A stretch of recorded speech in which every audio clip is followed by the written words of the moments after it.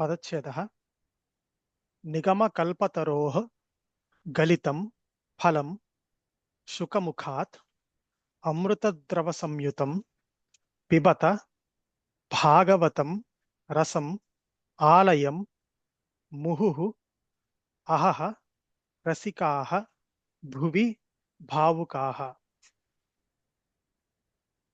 निगमकल्पतरोर्गलितं फलं निगमकल्पतरोर्गलितं फलं निगमकल्पतरोर्गलितं फलं ఒక్కసారి చెబుదామండి.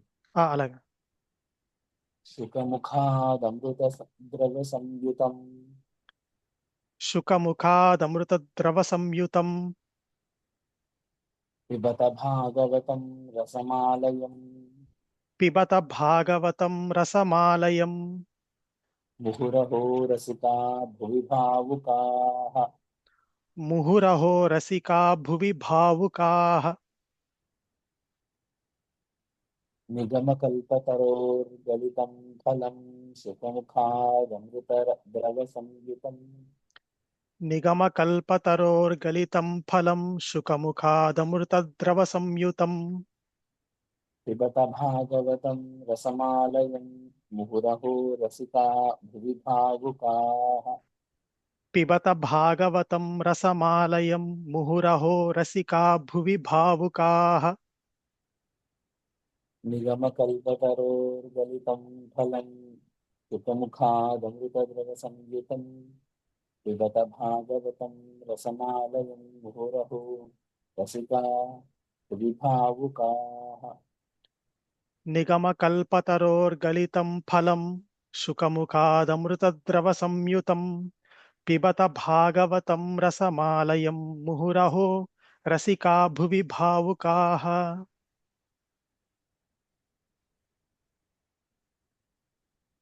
అన్వయ नैमिषे अन्वयम् అవసరం లేదు. ఇది మాత్రం नैमिषे अनिमिषक्षेत्रे ऋषयः शौनकादयः सत्रं स्वर्गाय लोकाय सहस्रसमम् आसत. पदच्छेदः नैमिषे अनिमिषक्षेत्रे ऋषयः शौनकादयः सत्रं स्वर्गाय लोकाय सहस्रसमम् आसत। नैमिषे निमिषक्षेत्रे नैमिषे निमिषक्षेत्रे ऋषयः शौनकादयः ऋषयः शौनकादयः सत्रं स्वर्गाय लोकाय सत्रं स्वर्गाय लोकाय सहस्रसममासत. सहस्रसममासत। नैमिषे निमिषक्षेत्रे ऋषयः शौनकादयः नैमिषे निमिषक्षेत्रे ऋषयः शौनकादयः सत्रं स्वर्गाय लोकाय सहस्रसममासत. सत्रं स्वर्गाय लोकाय सहस्रसममासत। नैमिषे निमिषक्षेत्रे ऋषयः शौनकादयः सत्रं स्वर्गाय लोकाय सहस्रसममासत. नैमिषे निमिषक्षेत्रे ऋषयः शौनकादयः सत्रं स्वर्गाय लोकाय सहस्रसममासत।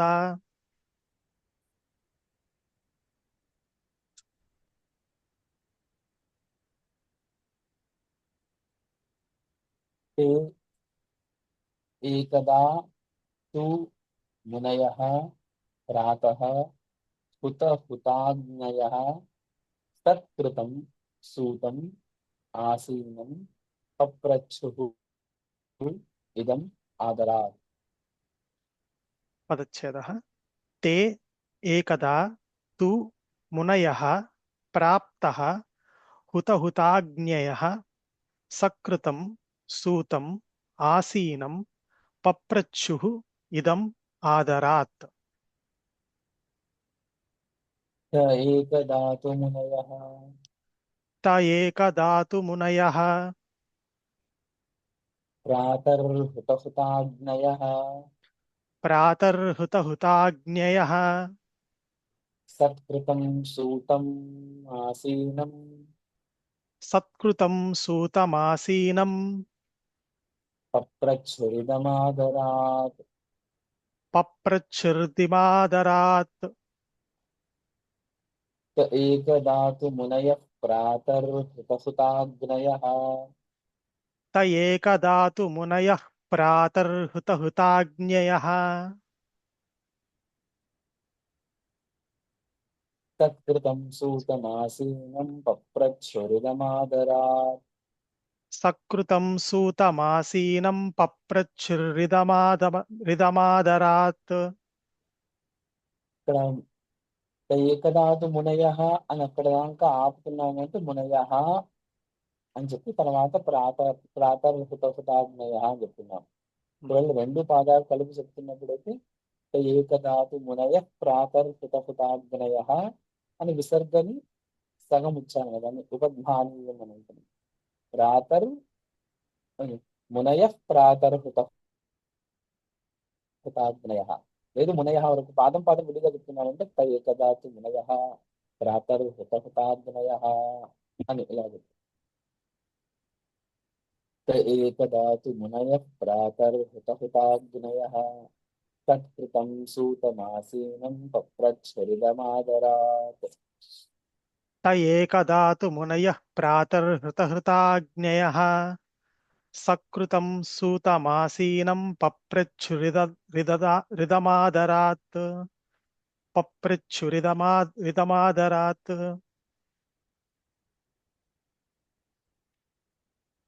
ऋषयः ऊचुः त्वया खलु पुराणानि सेतिहासानि च अनघ आख्यातानि अपि अधीतानि धर्मशास्त्राणि यानि उत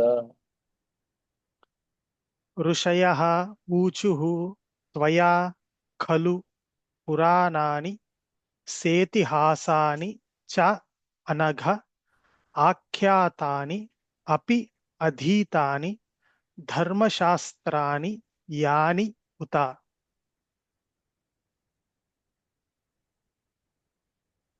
त्वया खलु पुराणानि त्वया खलु पुराणानि सेतिहासानि चानघ सेतिहासानि चानघ आख्यातान्यप्यधीतानि आख्यातान्यप्यधीतानि धर्मशास्त्राणि यान्वित धर्मशास्त्राणि यान्युत त्वया खलु पुराणानि सेतिहासानि चानघ त्वया खलु पुराणानि सेतिहासानि चानघ आख्यातान्यप्यधीतानि धर्मशास्त्राणि यान्वित आख्यातान्यप्यधीतानि धर्मशास्त्राणि यान्युत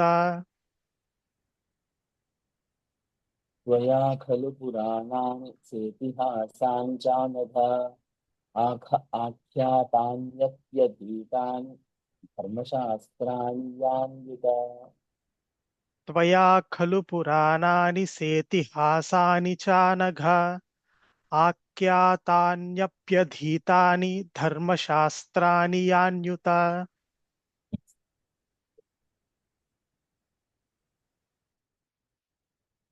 यानि वेदविदां श्रेष्ठः भगवान् बादरायणः अन्ये च मुनयः सूत परावरविदः विदुः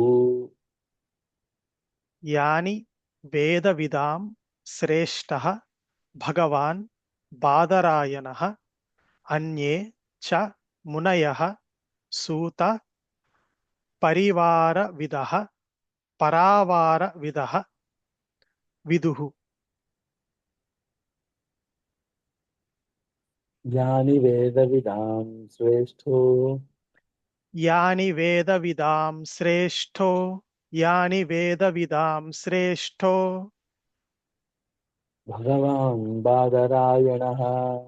भगवान् बादरायणः भगवान् बादरायणः अन्ये च मुनयः सूत अन्ये च मुनयः सूता अन्ये च मुनयः सूता परावरविदो विदुः। परावरविदो विदुः परावरविदो विदुः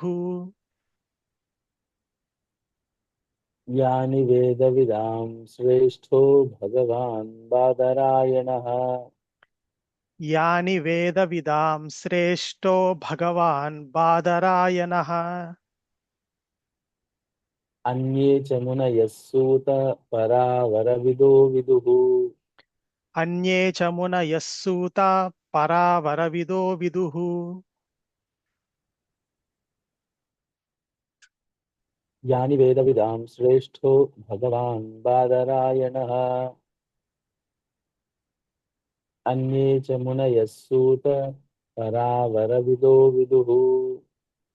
यानि वेदविदां श्रेष्ठो भगवान् बादरायणः अन्ये च मुनयः सूता परावरविदो विदुः वेत्थ त्वं सौम्य तत् सर्वं तत्त्वतः तत् अनुग्रहात् ब्रूयुः स्निग्धस्य शिष्यस्य गुरवः गुह्यम् अपि उत। वेत्थ त्वं सौम्या तत् सर्वं तत्त्वतः तत् अनुग्रहात् भ्रूयुः स्निग्धस्य शिष्यस्य गुरवः गृह्यम् अपि उत गुह्यम् गुह्यम् गुह्यम् अपि उत वेत्थ त्वं सौम्य वेत्थ त्वं सौम्य तत् वेद्धत्वं सौम्य तत्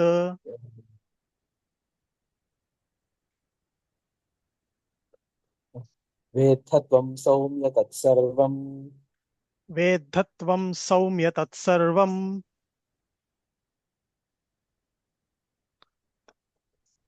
तत्त्वतस्तदनु तत्त्वतस्तदनुग्रहात् तत्त्वतस्तदनुग्रहात्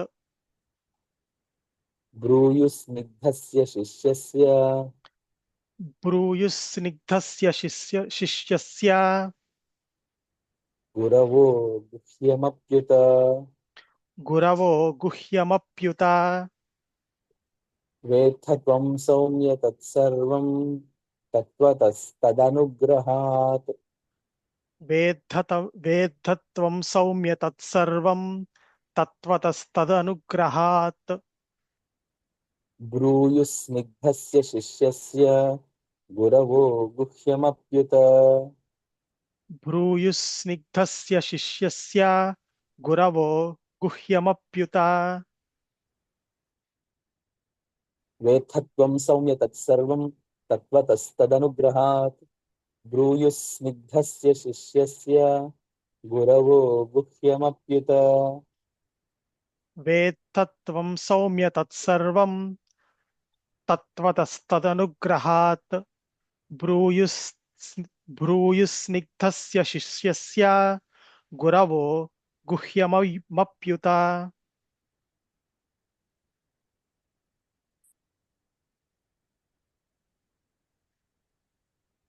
तत्र तत्र अञ्जसा आयुष्मन् भवता यत् विनिश्चितं पुंसाम् एकान्ततः श्रेयः तत् नः शंसितुम् अर्हसि।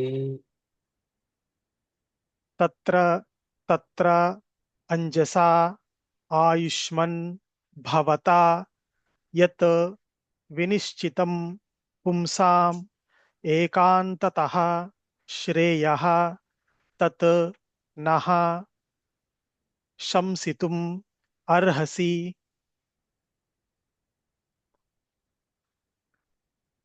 तत्र तत्राञ्जसायुष्मन् तत्र तत्राङ्गसायुष्मन्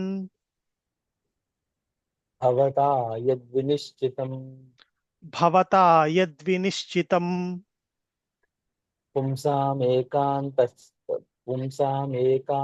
श्रेयः पुंसामेकान्ततः श्रेयः तन्नः शंसितुमर्हसि तन्नः शंसितुमर्हसि तत्र तत्राञ्जसायुष्मन् भवता यद्विनिश्चितम् तत्र तत्राङ्गसायुष्मन् भवता यद्विनिश्चितम् अञ्जसा तत्र तत्रा अञ्जसा तत्र तत् तत्राञ्जसा तत्र तत्राङ्गसायुष्मन् भवता यद्विनिश्चितम् అంజస అండి జ గా లేదు తత్ర हा, తత్రాంజసాయుష్మన్ భవతా యద్వినిశ్చితం तत्र तत्राञ्जसायुष्मन् भवता यद्विनिश्चितम् పుంసామేకాంతతః శ్రేయస్తన్ తన్నః శంసితుమర్హసి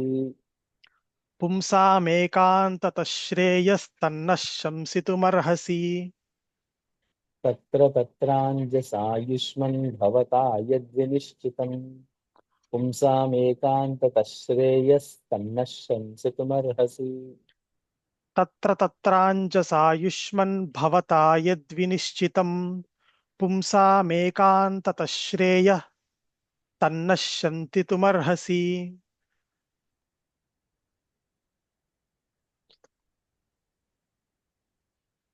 ప్రాయేణ అల్పాయుషః సభ్యः కలౌ अस्मिन् युगे जनाः मन्दाः सुमन्दमतयः मन्दभाग्याः हि उपद्रुताः प्रायेण अल्पायुषः सभ्यः कलौ अस्मिन् युगे जनाः मन्दाः सुमन्दमतयः मन्दभाग्याः हि उपद्रुताः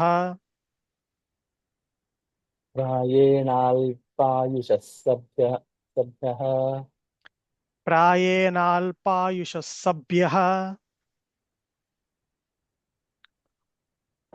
सभ्यः ఉండకూడదు ఇక్కడ సభ్యానే ఉండాలి सभ्य प्रायेणाल्पायुषः सभ्य प्रायेणाल्पायुषः सभ्य कलावस्मिन् युगे जनाः कलावस्मिन् युगे जनाः मन्दाः सुमन्दमतयो मन्दाः सुमन्दमतयो मन्दभाग्याह्युपद्रुताः मन्दभाग्या ह्युपद्रुताः प्रायेणाल्पायुषः सभ्य कलावस्मिन् युगे जनाः प्रायेणाल्पायुषः सभ्या कलावस्मिन् युगे जनाः मन्दाः सुमन्दमतयो मन्दभाग्याह्युपद्रुताः मन्दाः सुमन्दमतयो मन्दभाग्या ह्युपद्रुताः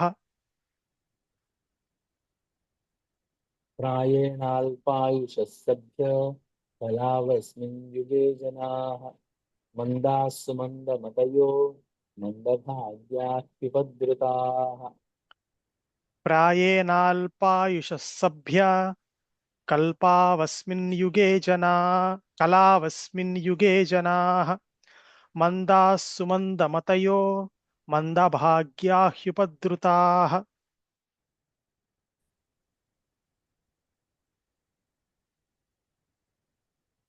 भूरीणि भूरिकर्माणि श्रोतव्यानि विभागशः अतः साधो अत्र यत् सारं समुद्धृत्य मनीषया ब्रूहि नः श्रद्धधानाम् आत्मा सम्प्रसीदति भूरीणि भूरि कर्माणि श्रोतव्यानि विभागशः अतः साधो अत्र यत् सारं समुद्धृत्य मनीषया ब्रूहि नः श्रद्दधानानां येन आत्मा संप्रसीदति। भूरीणि भूरि कर्माणि भू श्रोतव्यानि क्षम्यतां। भूरीणि भूरि कर्माणि भूरीनि भूरि कर्माणि श्रोतव्यानि विभागशः। श्रोतव्यानि विभागशः अतः साधोऽत्र यत्सारम् अतः साधोऽत्र यत्सारम् समुद्धृत्य मनीषया समुद्धृत्य मनीषया ब्रूहि न श्रद्धधानां ब्रूहि न श्रद्धधानानां ब्रूहि न श्रद्धदानानाम् येनात्मा सम्प्रसीदति। येनात्मा सम्प्रसीदति। भूरीणि भूरि कर्माणि श्रोतव्यानि विभागशः। अतः भू सा क्षम्यतां।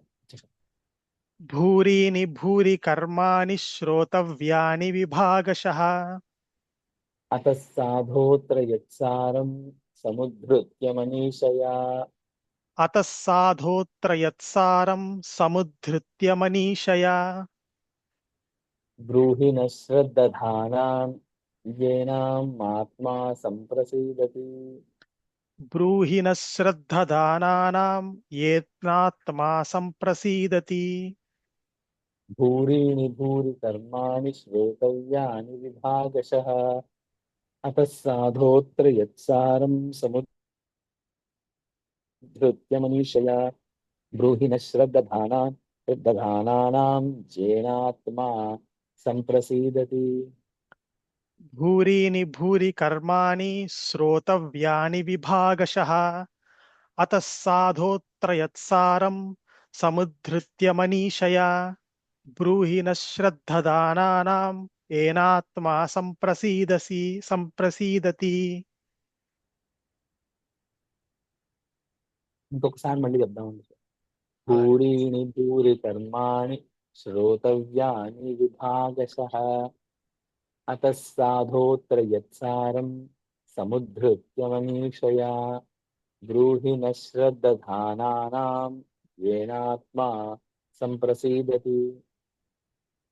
भूरीनि भूरि कर्माणि श्रोतव्यानि विभागशः अतः साधोऽत्र यत्सारं समुद्धृत्य मनीषया ब्रूहि न श्रद्धदानानां येनात्मा संप्रसीदति। सूत जानासि भद्रं ते भगवान् सात्वतां पतिः देवक्यां वसुदेवस्य जातः यस्य चिकीर्षया। सूत जानासि भद्रं ते भगवान् सात्वतां पतिः देवक्यां वसुदेवस्य जातः यस्य चिकीर्षया। सूत जानासि भद्रं ते सूत जानासि भद्रं ते भगवान् सात्वतां पतिः भगवान् सात्वतां पतिः देवक्यां वसुदेवस्य देवक्यां वसुदेवस्य जातो यस्य चिकीर्षया। जातो यस्य चिकीर्षया। सूत जानासि भद्रं ते भगवान् सात्वतां पतिः सूत जानासि भद्रं ते भगवान् सात्वतां पतिः देवक्यां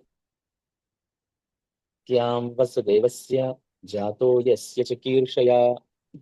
देवक्यां वसुदेवस्य जातो यस्य चिकीर्षया सूत जानासि भद्रं ते भगवान् सात्वतां पतिः देवक्यां वसुदेवस्य जातो यस्य चिकीर्षया सूत जानासि भद्रं ते भगवान् सात्वतां पतिः देवक्यां वसुदेवस्य जातो यस्य चिकीर्षया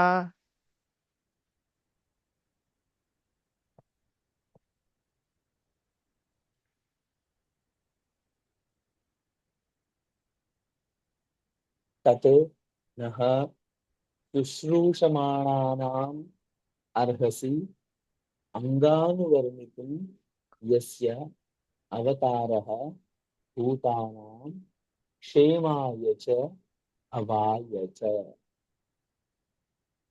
तत् नः शुश्रूषमाणानाम् अर्हसि अङ्गानुवर्णितुं यस्य अवतारः भूतानां क्षेमाय च भवाय च तन्नः शुश्रूषमाणानाम् तन्नः शुश्रूषमाणानाम् अर्हस्यङ्गानुवर्णितुम् अर्हस्यङ्गानुवर्णितुं यस्यावतारो भूतानां यस्यावतारो भूतानां क्षेमाय च भवाय च। क्षेमाय च भवाय च तन्नः शुश्रूषमाणानाम् अर्हस्यङ्गानुवर्णितुम् तन्नः शुश्रूषमाणानाम् अर्हस्यङ्गानुवर्णितुं यस्यावतारो भूतानां क्षेमाय च भवाय च। यस्यावतारो भूतानां क्षेमाय च भवाय च तन्नः शुश्रूषमाणानाम् अर्हस्यङ्गानुवर्णितुम् यस्यावतारो भूतानां क्षेमाय च भवाय च। तन्नः शुश्रूषमाणानाम् अर्हस्यङ्गानुवर्णितुं यस्यावतारो भूतानां क्षेमाय च भवाय च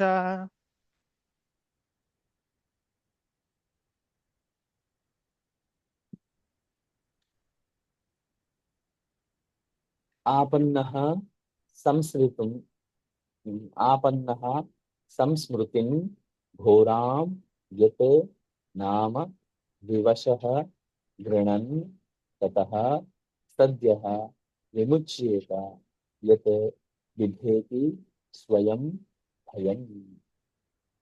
आपन्नः संसृतिं घोरां यत् नाम विवशः गुणन् ततः सद्यः विमुच्येत यत् बिभेति स्वयं भयम् आपन्नः संस्मृतिं घोरां आपन्नः संस्मृतिं घोरां यन्नाम विवशो गृणन् यन्नाम विवशो गृणन् ततः सद्यो विमुच्येत ततः सद्यो विमुच्येत यद्बिभेति स्वयं भयम्। यद्विभेति स्वयं भयम् आपन्नः संस्मृतिं घोरां यन्नाम विवशो गृणन् आपन्नः संसृतिं घोरां यन्नाम विवशो गृणन् ततः सद्यो विमुच्येत यद्बिभेति स्वयं भयम्। ततः सद्यो विमुच्येत यद्विभेति स्वयं भयम् आपन्नः संस्मृतिं घोरां यन्नाम विवशो गृणन् ततः सद्यो विमुच्येत यद्बिभेति स्वयं भयम्। आपन्नः संसृतिं घोरां यन्नाम विवशो गृणन् ततः सद्यो विमुच्येत यद्विभेति स्वयं भयम्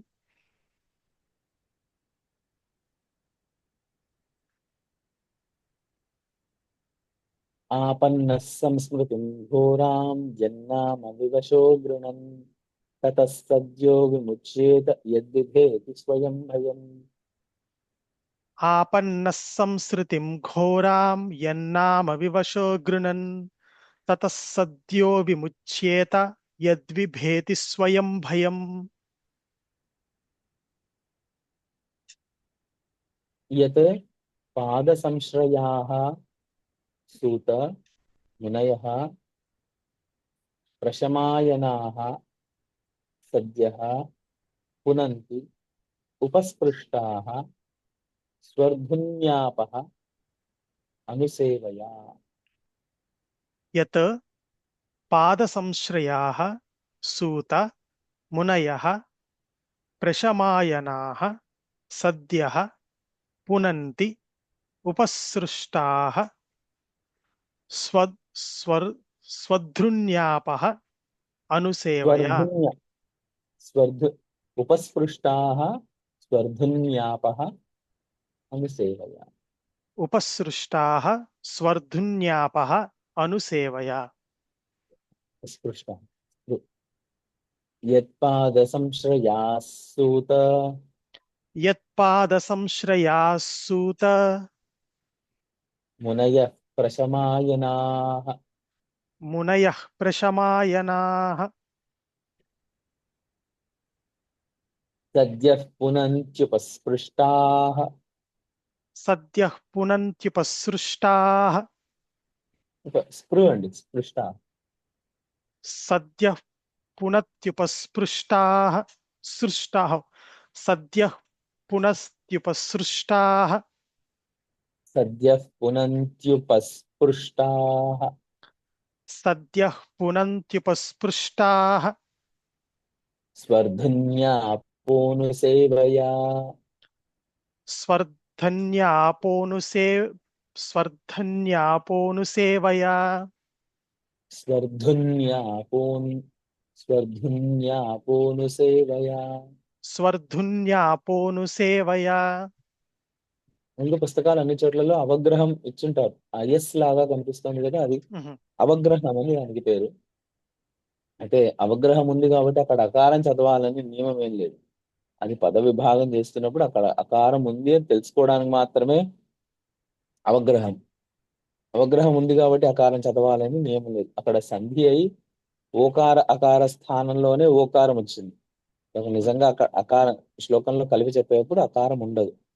అవగ్రహం ఉంది కాబట్టి అకారం చదవాలి అని చాలా మంది అంటుంటారు. అలా లేదు, అలా నియమం ఏమీ లేదు. పదాలు విభాగం చేస్తున్నప్పుడు అక్కడ అకారం ఉంది అని తెలుసుకోవడం వరకు మాత్రమే.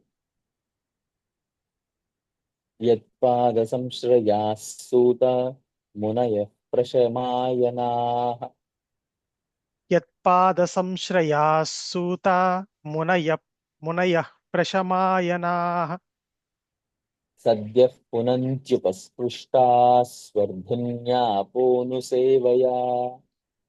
సద్యః పునత్యుపసృష్టాః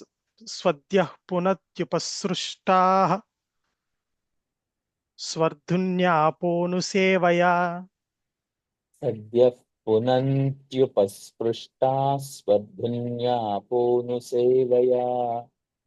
సద్యః పునత్యుపస్పృష్టాః స్వర్ధున్యాపోనుసేవయా.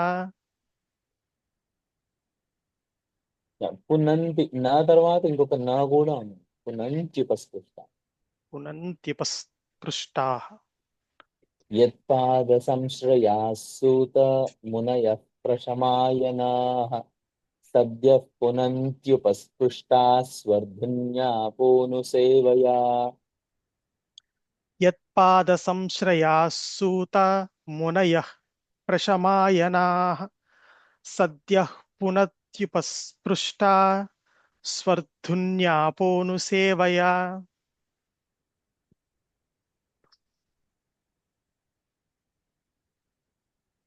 సహ వా భగవతః తస్య పుణ్యశ్లోకేడ్యకర్మణః శుద్ధికామः న శృణుయాత్ యశః కలిమలాపహం.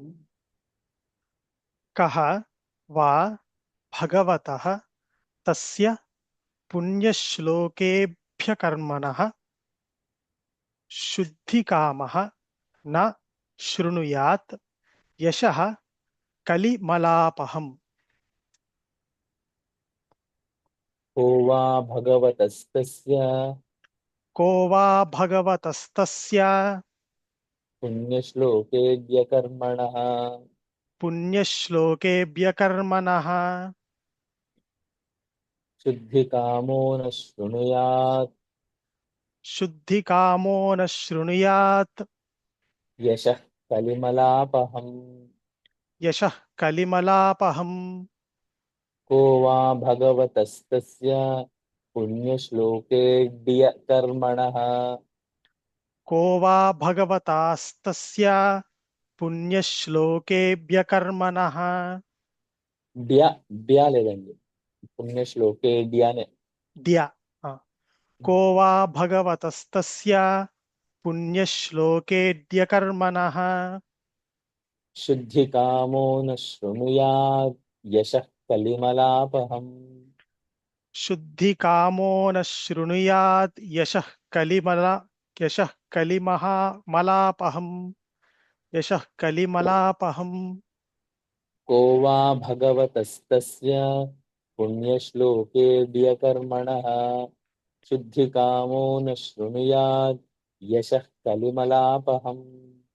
को वा भगवतस्तस्य पुण्यश्लोकेऽद्यकर्मणः शुद्धिकामो न शृणुयात् यशः कलिमलापहम्।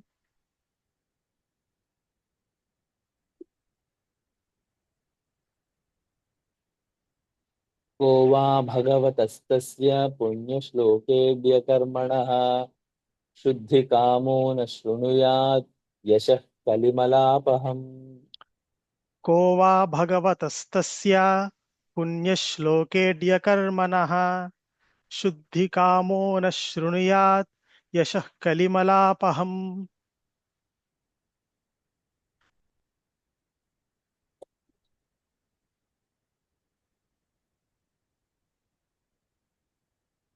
तस्य कर्माणि उदाराणि परिगीतानि सूरिभिः ब्रूहि नः श्रद्धदानानां लीलया दधतः कलाः। तस्य कर्माणि उदाराणि परिगीतानि सुरिभिः ब्रूहि नः श्रद्धदानानां लीलया दधतः कलाः।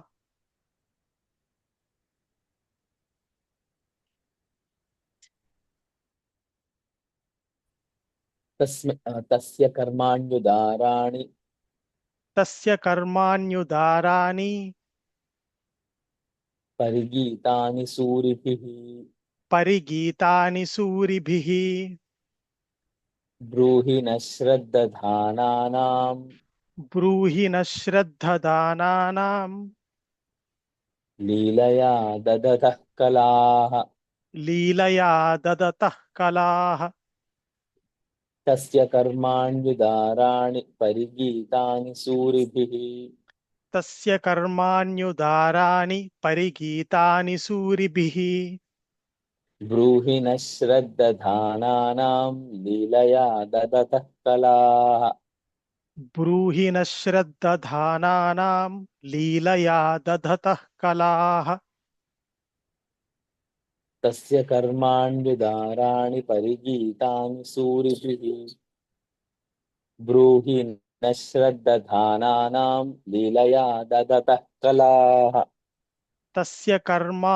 तस्य कर्माण्युदाराणि परिगीतानि सूरिभिः ब्रूहि न श्रद्धदानानां लीलया दधतः कलाः।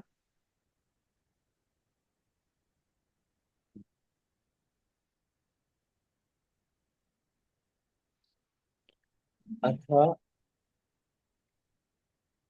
अथ आख्याहि हरेः धीमन् अवतारकथाः शुभाः लीला विदधतः स्वैः अमी ईश्वरस्य आत्ममायया।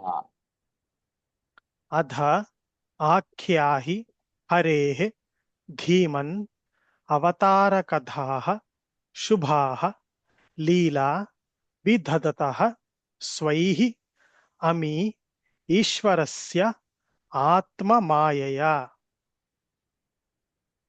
अथाख्याहि हरेर्भीमन् अधाख्याहि हरेर्धीमन् अवतारकथाः शुभाः अवतारकथाः शुभाः लीला विदधतः स्वैः लीला विधदतः स्वैः अमीश्वरस्यात्ममायया।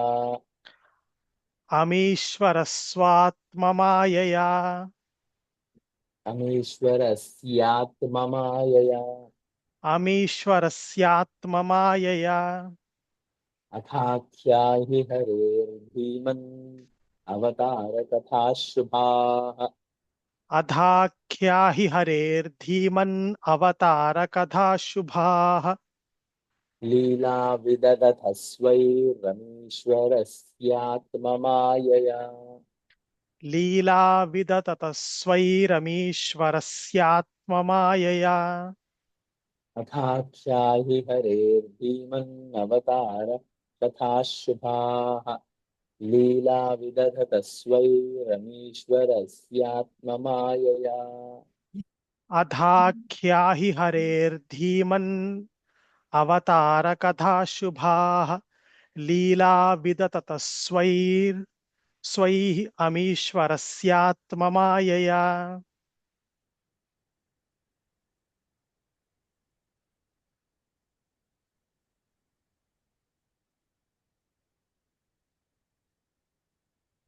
वयं तु न वितृप्याम उत्तमश्लोकविक्रमे यत् शृण्वतां रसज्ञानां स्वादु स्वादु पदे पदे।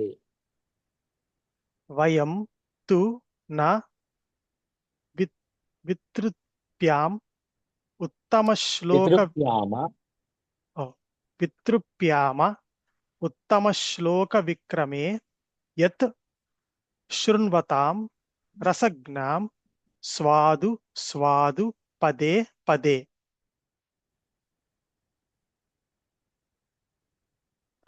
वयं तु न वितृप्याम उत्तमश्लोकविक्रमे वयं तु न वितृप्याम उत्तमश्लोकविक्रमे यच्छृण्वतां रसज्ञानां स्वादु स्वादु पदे पदे।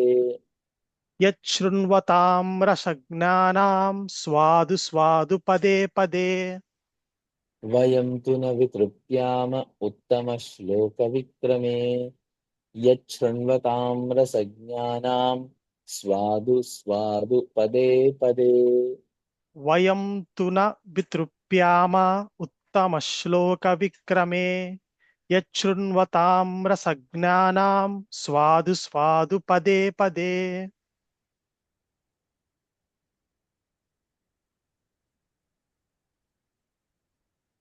कृतवान् किल वीर्याणि सह रामेण केशवः अति मर्त्यानि भगवान् गूढः कपटमानुषः। कृतवान् किल वीर्याणि सह रामेण केशवः अतिमर्त्यानि भगवान् गूढः कपटमानुषः। कृतवान् किल वीर्याणि सह कृतवान् किल वीर्याणि कृतवान् किल वीर्याणि सह रामेण केशवः। सह रामेण केशवः अतिमर्त्यानि भगवान् अतिमर्त्यानि भगवान् गूढः कपटमानुषः। गूढः कपटमानुषः। कृतवान् किल वीर्याणि सह रामेण केशवः। कृतवान् किल वीर्याणि सह रामेण केशवः।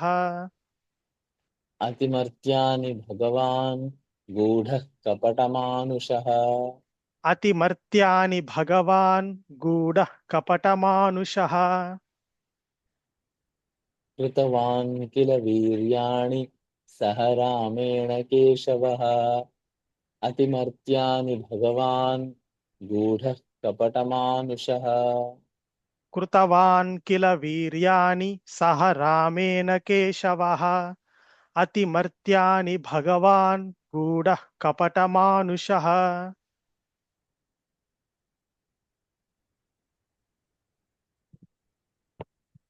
कलिम् आगतम् आज्ञाय क्षेत्रे अस्मिन् वैष्णवे वयम् आसीनाः दीर्घसत्रेण तथायां सक्षणाः हरेः।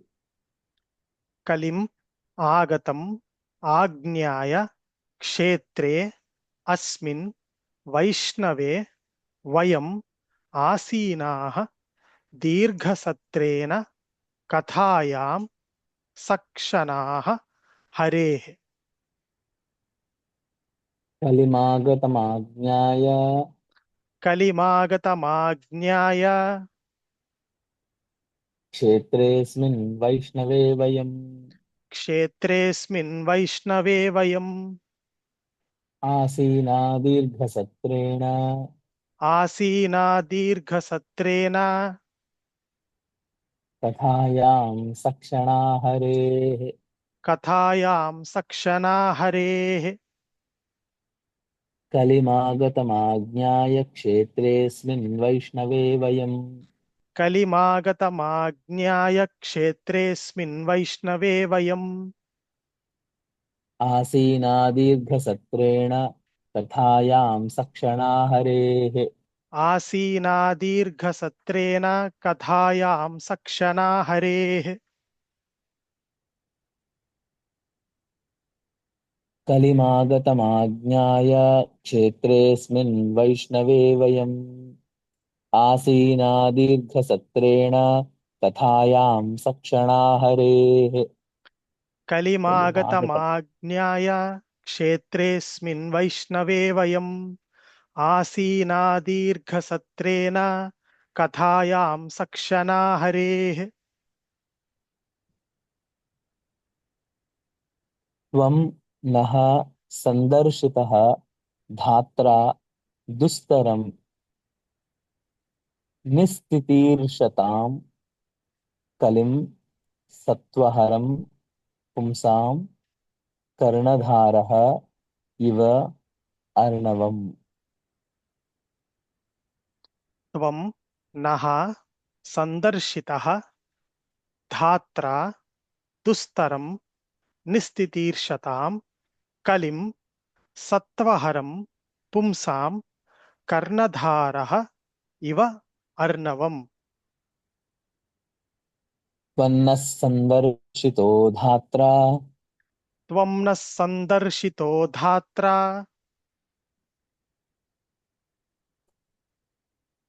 दुस्तरं निस्तितीर्षताम् दुस्तरं निस्तितीर्षताम्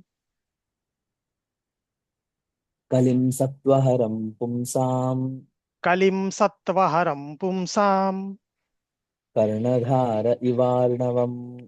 कर्णधार इवार्णवम्। त्वन्नः सन्दर्शितो धात्रा दुस्तरं निस्तितीर्षताम् त्वं नः कलिं सत्त्व क्षम्यतां।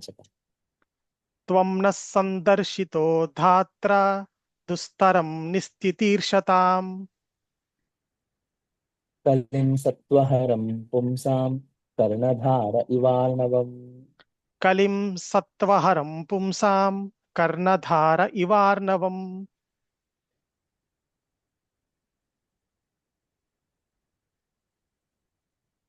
त्वन्नः सन्दर्शितो धात्रा दुस्तरं निस्तितीर्षताम् కలిం సత్వహరం పుంసాం కర్ణధార ఇవార్ణవం. त्वं नः सन्दर्शितो धात्रा दुस्तरं निस्तितीर्षताम् कलिं सत्त्वहरं पुंसां कर्णधार इवार्णवम्। బ్రూహి యోగేశ్వరే కృష్ణే బ్రహ్మణ్యే ధర్మవర్మణి స్వాం కాష్ఠాం అధునా ఉపేతే ధర్మః కం శరణం గతః. ब्रूहि योगेश्वरे कृष्णे ब्रह्मण्ये धर्मवर्मणि स्वां काष्ठाम् अधुना उपेते धर्मः कं शरणं गतः। బ్రూహి యోగేశ్వరే కృష్ణే బ్రహ్మణ్యే ధర్మవర్మణి. చూపించాలి. బ్రూహి యోగేశ్వరే కృష్ణే ब्रूहि योगेश्वरे कृष्णे బ్రహ్మణ్యే ధర్మవర్మణి ब्रह्मण्ये धर्मवर्मणि స్వాం కాష్ఠాం మధునోపేతే स्वां काष्ठामधुनोपेते ధర్మః కం శరణం గతః. धर्मः कं शरणं गतः। బ్రూహి యోగేశ్వరే కృష్ణే బ్రహ్మణ్యే ధర్మవర్మణి స్వాం కాష్ఠాం మధునోపేతే ధర్మః. బ్రూహి యోగేశ్వరే కృష్ణే బ్రహ్మణ్యే ధర్మవర్మణి ब्रूहि योगेश्वरे कृष्णे ब्रह्मण्ये धर्मवर्मणि స్వాం కాష్ఠాం మధునోపేతే ధర్మః కం శరణం గతః. स्वां काष्ठामधुनोपेते धर्मः कं शरणं गतः। బ్రూహి యోగేశ్వరే కృష్ణే బ్రహ్మణ్యే ధర్మవర్మణి స్వాం కాష్ఠాం మధునోపేతే ధర్మః కం శరణం గతః. ब्रूहि योगेश्वरे कृष्णे ब्रह्मण्ये धर्मवर्मणि स्वां काष्ठामधुनोपेते धर्मः कं शरणं गतः।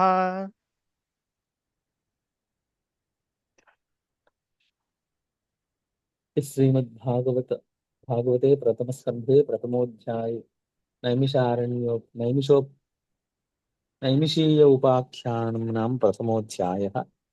సర్వం శ్రీకృష్ణార్పణమస్తు. నమస్కారం అండి.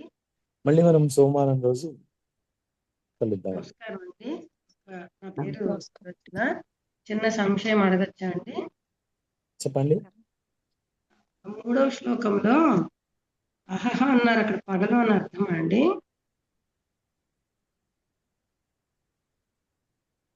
ఏ శ్లోకంలో? 3 అండి, 3వ శ్లోకం.